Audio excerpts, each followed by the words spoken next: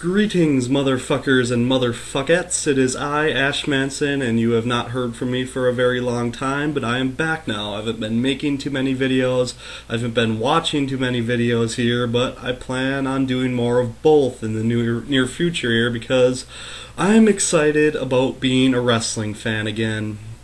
There's a few things that make me excited again. For one, Joey Mercury, or now known as Joey Matthews, joining the ROH stable, the Age of the Fall. Just the Age of the Fall in general, I don't know, I think that stable is like the best concept since the NWO, so it just makes me really excited, and I'll talk more about that later. This video is about the WWE Royal Rumble today, and the title says it all.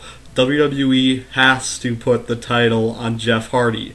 And I realize that there's a snowball's chance in the non-existent hell that that is going to happen, but I'm going to tell you why it should, at least in my opinion.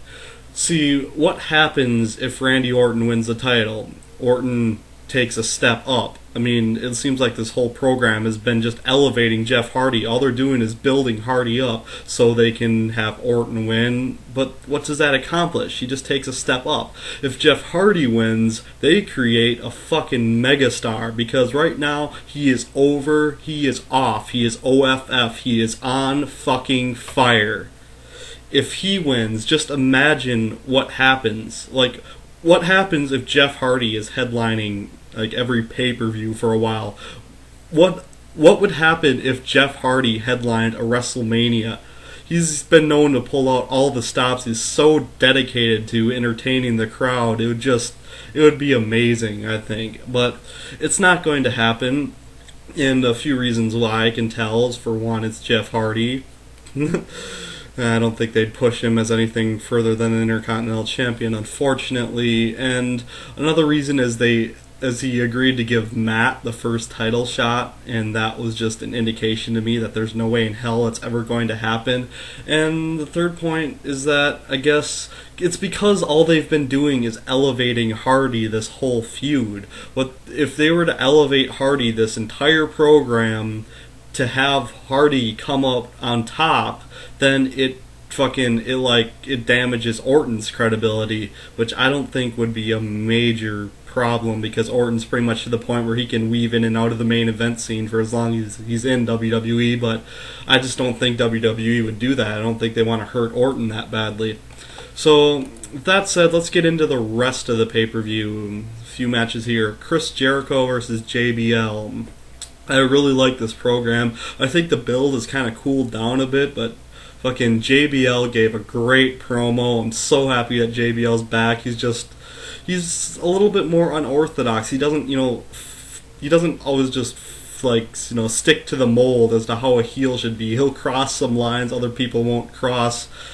And he did the same when he was a commentator. I think just JBL is a very entertaining heel, and I'm actually expecting JBL to come out on top on this one. The reason being, and I don't expect him to go cleanly over Jericho. They'll do something to save Jericho's credibility. But the reason why I think JBL is going to come out on top is because they just don't want to ruin his momentum coming back, and Jericho has already had his momentum halted. If Jericho goes over JBL, then both of them have their momentum halted. Of course, that would recreate momentum for Jericho, but I think JBL is priority. They'll do something where JBL will go over Jericho, and it won't be cleanly. But I'm very much looking forward to that match. And I'm also looking forward to what they do after that, because these two are two people that could very much, wind up in the WWE title scene, and I think they'd both make great champions. Now we have a career-threatening match, MVP versus Ric Flair. You know that Flair's going to win, and you also know that it's not going to be cleanly. WWE doesn't want to push Flair hard on his way out.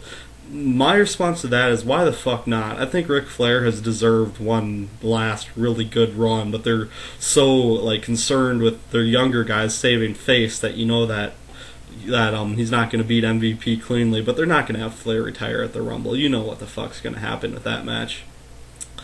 Then the World Heavyweight title match, Edge versus Rey Mysterio. I really, really like what they're doing on SmackDown now, where they have Edge as the World Heavyweight Champion, Chavo as the ECW Champion, Zack Ryder and Kurt Hawkins, formerly the Major Brothers, teaming with them, and then they have fucking Vicky Guerrero on their side. It seems like an NWO-esque storyline, controlling all power. I really like that.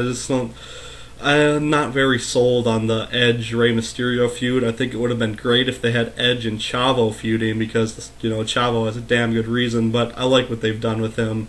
All in all, I think this is just a throwaway match. I'm about 95% convinced that Edge is walking away with this one. Now, about the Royal Rumble match itself, they don't make it painfully obvious who's going to win this one.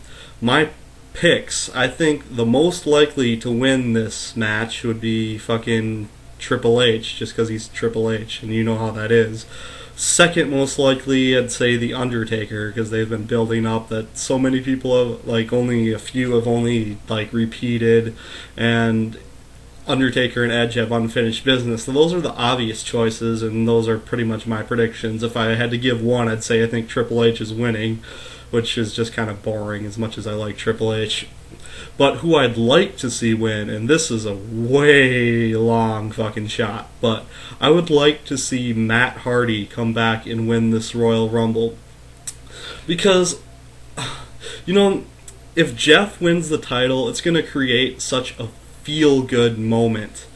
It's like when Eddie Guerrero first won the WWE Championship. Someone that I've respected and admired so long, and finally seeing him win that WWE Championship, it felt so good. It just made, you emotionally invest in these characters you see on your screen, and when, they finally win that big one, you just feel good. That's what it'll feel like for Jeff, and I think Matt deserves a world title more than Jeff does, because he's stuck with it longer. He hasn't let personal demons fuck with his career, and I think that he's all around better than Jeff Hardy.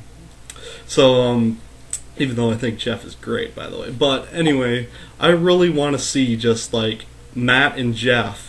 Matt as the world champion, Jeff as the WWE champion. It'll feel so good. And I don't really know how else to justify it besides that. It's just because I grew up in the Attitude Era, I want to see those guys succeed. So I'm really hoping Matt Hardy comes back for the Royal Rumble. But like I said, it's not going to happen. And I really, really fucking hope that Jeff walks away with the world title, even though that's not going to happen either. Well, thank you all for watching, and I'll see you again some other time.